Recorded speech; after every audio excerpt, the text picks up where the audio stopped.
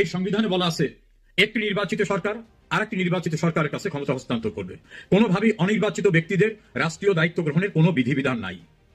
তাহলে এই সংবিধানকে লঙ্ঘন করে ইউনূস ক্ষমতা দখল করলেন এবং কার্যক্রম চালিয়ে যাচ্ছেন। এর মধ্য থেকে সংবিধান সাসপেন্ড না, এই সংবিধান ভেরি মাচ ইন ফাংশন।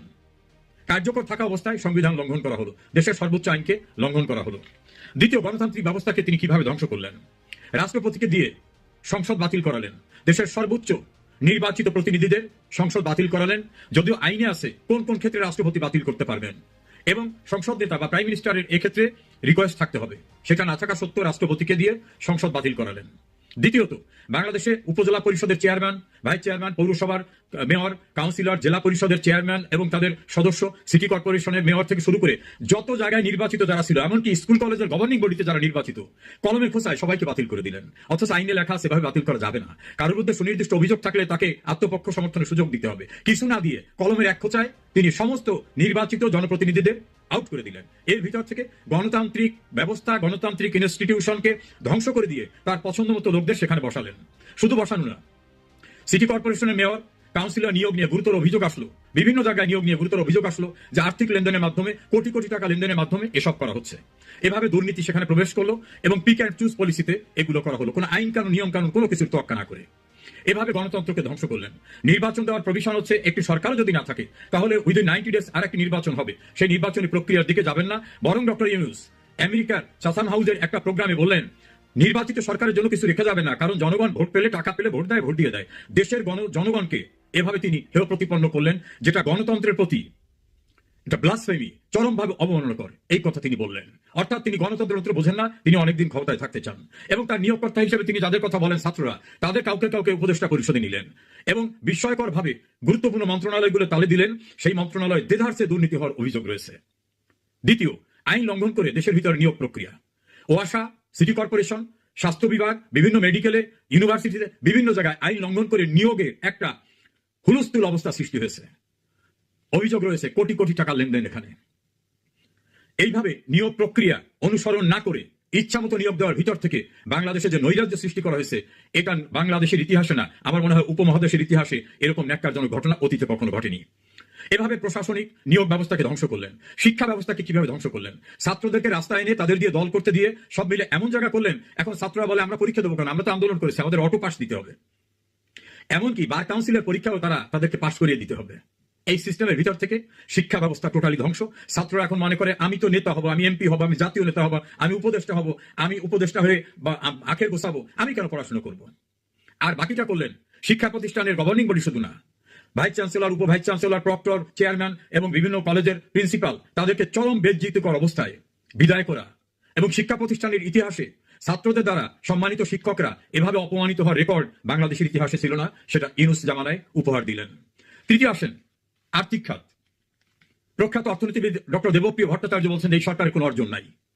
তিনি বিশ্বব্যাংকের উদ্ধৃতি দিয়ে বলছেন 28 লক্ষ মানুষ নতুন করে বেকার হয়েছে, এর ভিতরে 18 লক্ষ নারী।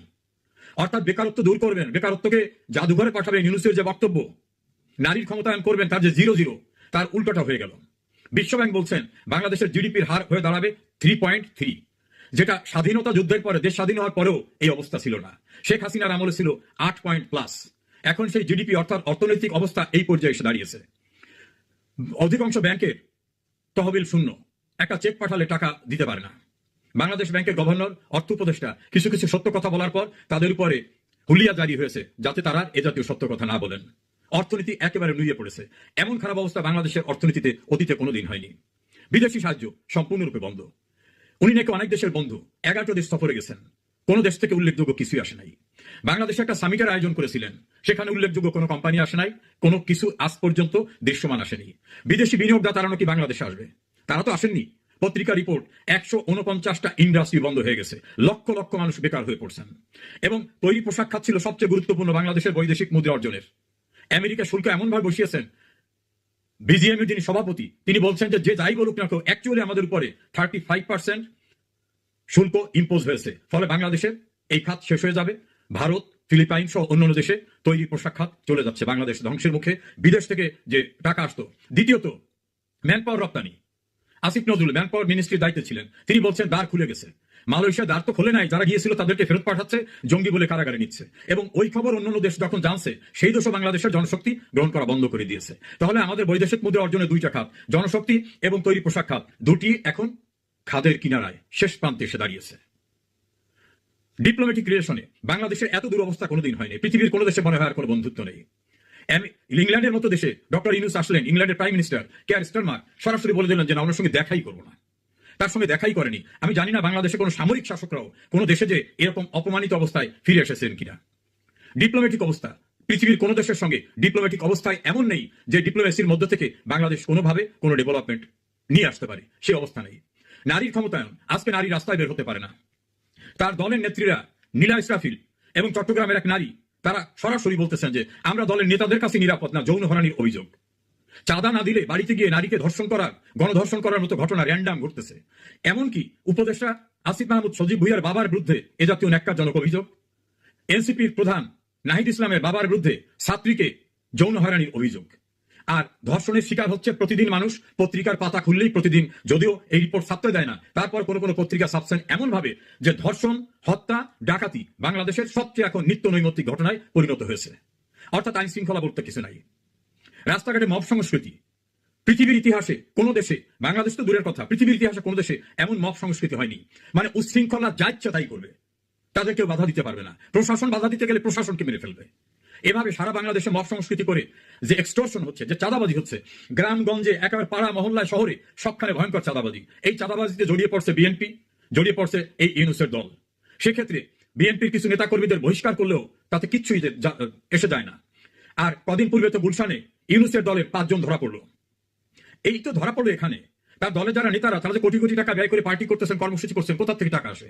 রূপায়ণ টাওয়ারে বিরাট ফ্ল্যাট দখল করে প্রতিটি প্রোগ্রামে 8 কোটি 10 কোটি টাকা প্রোগ্রামে ব্যয় করে সারা বাংলাদেশে ঘুরছেন, আত্মপ্রকাশ করছেন। এই টাকা আসে কোথা থেকে? অভিযোগ রয়েছে শত শত কোটি টাকার দুর্নীতি হচ্ছে। স্থানীয় সরকার উপদেষ্টা আসিফের এপিএস এর বিরুদ্ধে শত শত কোটি টাকা দুর্নীতির অভিযোগ, এবং সে অভিযোগ উড়িয়ে দেওয়ার মতো না। একইভাবে বিভিন্ন জায়গা থেকে তারা বিভিন্ন কোম্পানি, ধনী লোক, রাজনৈতিক প্রতিপক্ষ, তাদের কাছ থেকে বিশাল বিশাল পরিমাণে টাকা আদায় করতেছে। মব সংস্কৃতি, চাঁদাবাজি এখন শিল্পে রূপান্তর হয়েছে। বিচার ব্যবস্থা সম্পূর্ণরূপে আজ্ঞাবহ। মব দিয়ে দেশের প্রধান বিচারপতি সহ অ্যাপিলেট ডিভিশনের প্রায় সকল বিচারপতিকে মারবে, পরিবারকে আক্রমণ করবে, সুপ্রিম কোর্টে আগুন দেবে। এভাবে মবের মুখে তাদের রিজাইন করতে বাধ্য করা হলো। বাংলাদেশের ইতিহাসে না, পৃথিবীর ইতিহাসে এই ঘটনা ঘটেনি। এবং সেই ঘটনায় বর্তমান সরকারের উপদেষ্টা আসিফ নজরুল জড়িত। আসিফ নজরুল মানে হলো ইউনূস প্রশাসন জড়িত। অত্যন্ত সৎ বিচারকদের অপসারণ করা হচ্ছে, জোর করে তাদেরকে রিজাইন করতে বাধ্য করা হচ্ছে। প্রায় 20 জনকে অনির্দিষ্টকালের জন্য ছুটিতে যেতে বলা হচ্ছে। নিম্ন আদালতের 8 জন সিনিয়র বিচারককে আইন বহির্ভূতভাবে বাধ্যতামূলক অবসরে পাঠানো হচ্ছে। নিচের সকল কোর্টে বলে দেওয়া হচ্ছে জুলাই আগস্ট আন্দোলন অথবা আওয়ামী লীগ বা এই জাতীয় কেউ আসলে তাদের কাউকে জামিন দেওয়া যাবে না। সুপ্রিম কোর্টের বিচারকদের ক্লিয়ার মেসেজ দেওয়া হচ্ছে যাতে জামিন না দেয়, অর্থাৎ ন্যায় বিচার না করে। এমনকি আইনজীবীদের পর্যন্ত কারাগারে যেতে হচ্ছে। একটি মামলায় 93 জন আইনজীবী আসামি। হাস্যকর মামলা, মিথ্যা মামলা। শুধু সেইটা না, দেশের সাবেক প্রধান বিচারপতিকে পর্যন্ত রিমান্ডে পাঠানো হচ্ছে। রিমান্ড ব্যবস্থায় এই সরকার কল্পনাতীত সাফল্য অর্জন করেছে। 50 দিনেরও রিমান্ড হয়েছে, এবং রিমান্ডের জন্য সুপ্রিম কোর্টের নীতিমালা করে দেওয়া হয়েছে। সমস্ত নীতিমালা উপেক্ষিত। 80 বছর 85 বছর বয়স্ক জাতীয় নেতাদের পিছনে হাত নিয়ে হ্যান্ডকাপ দিয়ে বেঁধে কোর্ট অঙ্গনে তাদের হেনস্থা করা হচ্ছে, মবের শিকারে পরিণত করা হচ্ছে। আদালতের আসনে বসা বিচারক বলছেন বাংলাদেশে তো এখন আইসিইউতে। গোটা বিচার ব্যবস্থা এখন আজ্ঞাবহ, প্রশাসন দ্বারা নিয়ন্ত্রিত হচ্ছে।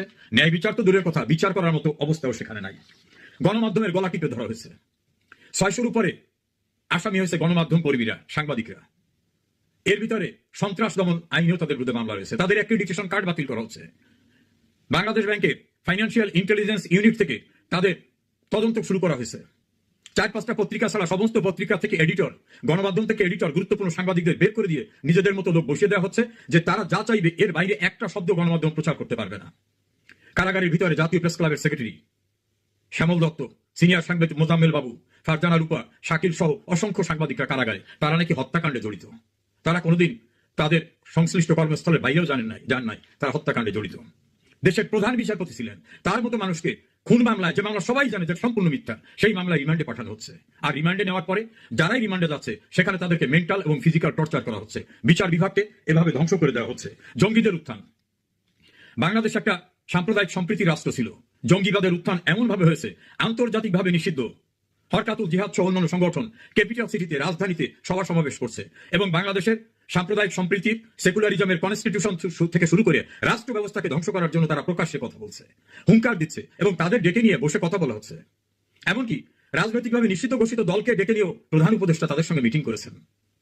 আর মুক্তিযুদ্ধের চেতনাকে বিনাশ করার প্রক্রিয়া, বাঙালি জাতির সব অর্জনের যে আতুরঘর, সূতিকাঘর, ধানমন্ডির 32 নম্বর বঙ্গবন্ধু ভবন যেটা জাদুঘর, সেটাকে গুড়িয়ে দেওয়া হলো রাষ্ট্রযন্ত্রের ব্যবহার করে।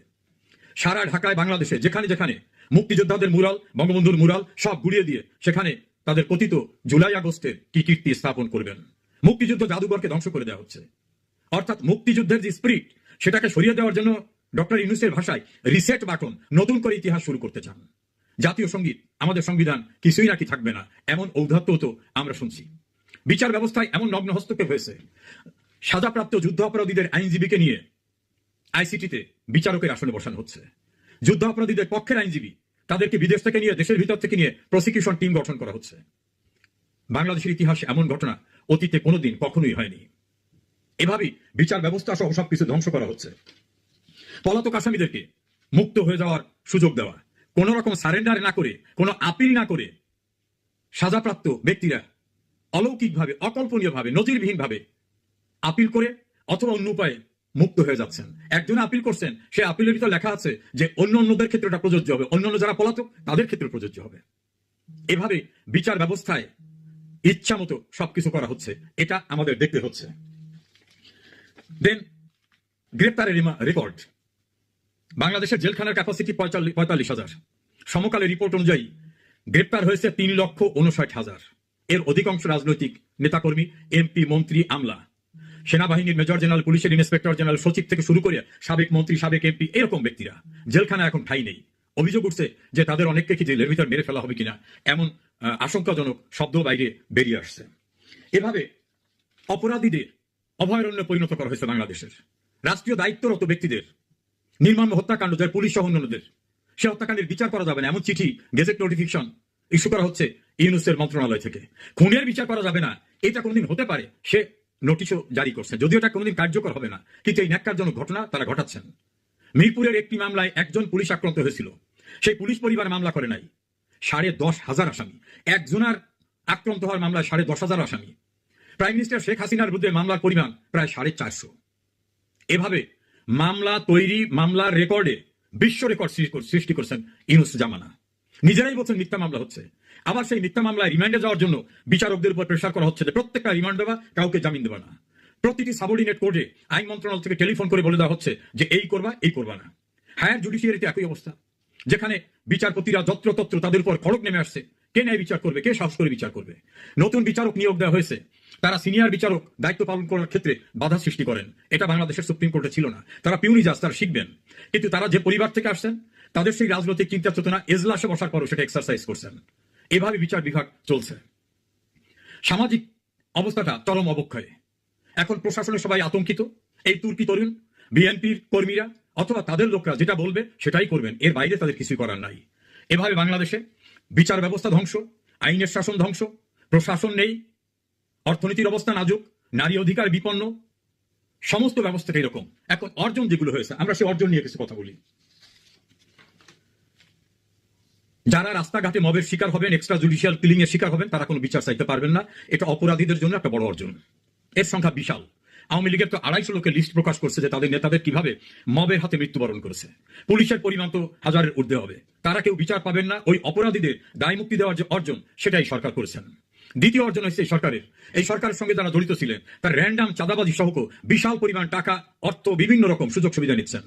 এমনকি দল করে আর্মি, র্যাব, বিজিবি, পুলিশের সাহায্য নিয়ে এবং সাজোয়া গাড়ি নিয়ে, সোয়াত স্কোয়াড, কুকুর স্কোয়াড নিয়ে বিভিন্ন জায়গায় কার্যক্রম করতেছেন সরকারি সাহায্যে। উপহার তাদেরকে এগুলো দেওয়া হচ্ছে। ইউনূস ব্যক্তিগতভাবে কি কি অর্জন করলেন? তার বিরুদ্ধে দায়ের করা সমস্ত মামলাগুলিকে তিনি প্রত্যাহার করিয়ে নিয়েছেন। একটি মামলায় হাইকোর্টে তিনি হেরে গেছেন, দুর্নীতির মামলা, তিনি সুপ্রিম কোর্ট করেছেন। সুপ্রিম কোর্টে তার মামলা শুনানি থাকা অবস্থায় তিনি নিচার কোর্ট থেকে মামলা প্রত্যাহার করিয়ে নিয়েছেন, যা কল্পনাতীত বিষয়। তার বিরুদ্ধে দেওয়া অন্যান্য সকল মামলাগুলিকে তিনি প্রত্যাহার করিয়ে নিয়েছেন। শুধু সেখানেই ক্ষান্ত না, হাইকোর্টের একটি মামলায় রায় হয়েছিল, রায়টা টাইপ করে স্বাক্ষর করার আগে প্রভাব বিস্তার করে 2 জজকে দিয়ে বলা হয়েছে না, আমরা এই রায় স্বাক্ষর করবো না, স্প্লিট হয়ে গেল।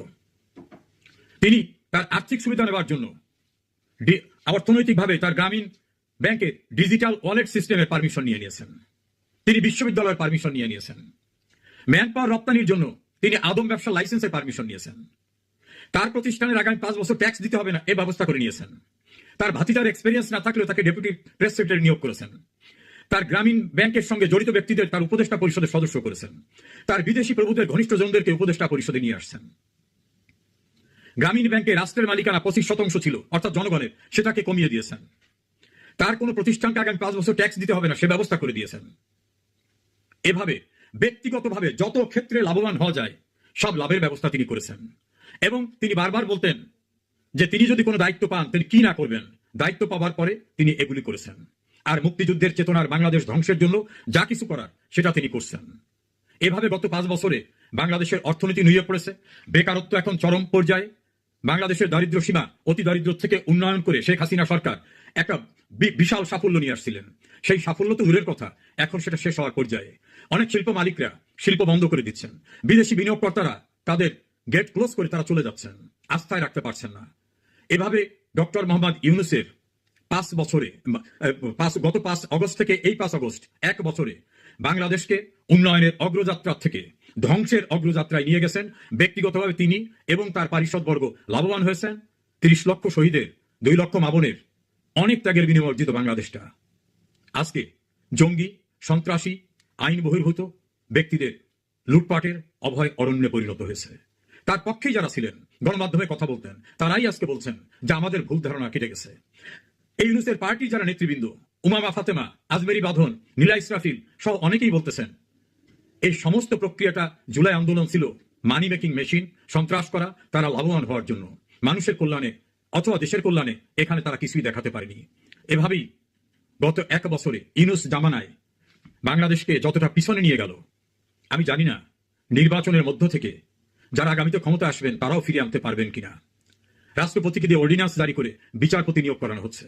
এই অর্ডিন্যান্স যদি আগামী পার্লামেন্টে পাশ না করে তাহলে এই অর্ডিন্যান্সের ভিত্তিতে যাদের নিয়োগ দেওয়া হচ্ছে তাদের কি হবে? প্রথমে এসে যে 23 জন বিচারক নিয়োগ দেওয়া হলো তাদের যোগ্যতা কি? ইউনূসের আইন উপদেষ্টা প্রায়ই বলতেন আইন ছাড়া বিচারপতি নিয়োগ দেওয়া যায় না। তিনি দায়িত্বপ্রাপ্ত হওয়ার পর প্রথমে 23 জন বিচারককে নিয়োগ দিলেন। সুপ্রিম কোর্ট বারের প্রেসিডেন্ট তিনি এটা নিয়ে তার অভিমত ব্যক্ত করলেন, যেটা খুবই দুঃখজনক। আবার নাকি ইন্টারভিউ নিয়ে বিচারক নিয়োগ করা হবে। এই হাস্যকর পরিস্থিতি চলে যাচ্ছে। বিচার ব্যবস্থাটাকে ধ্বংস করে, মানুষের শেষ আশ্রয়স্থলটাকে ধ্বংস করে দিয়ে, পুলিশ হত্যা করে, প্রশাসনকে আজ্ঞাবহ করে, বাইরের থেকে আনা ব্যক্তিদেরকে চুক্তিভিত্তিক নিয়োগ করে, মবের হাতে দেশটাকে ছেড়ে দিয়ে যা করা হচ্ছে, গণভবন তো কোনো ব্যক্তির না, সংসদ ভবন কোনো ব্যক্তির না, রাষ্ট্রীয় সকল প্রতিষ্ঠান ধ্বংস করে বাংলাদেশটাকে একটা নরকে পরিণত করা হয়েছে গত 1 বছরে। এবং যা কিছু উন্নয়ন নির্লজ্জভাবে ব্যক্তিগতভাবে ইউনূস এবং তার পারিষদবর্গ গ্রহণ করছেন, এবং সবটাই সম্ভব হয়েছে তাদের বিদেশি প্রভু যাদের স্বার্থ রক্ষার জন্য নন ডিসক্লোজার এগ্রিমেন্ট করে এসেছেন। এভাবেই বাংলাদেশ আজ খাদের কিনারে এসে দাঁড়িয়েছে। দর্শক, সম্পূর্ণ ভিডিওটি দেখলেন, আশা করি বিষয়টি বুঝতে পেরেছেন। এ নিয়ে আপনার গুরুত্বপূর্ণ মন্তব্যটি অবশ্যই কমেন্ট বক্সে জানিয়ে দিবেন। ধন্যবাদ।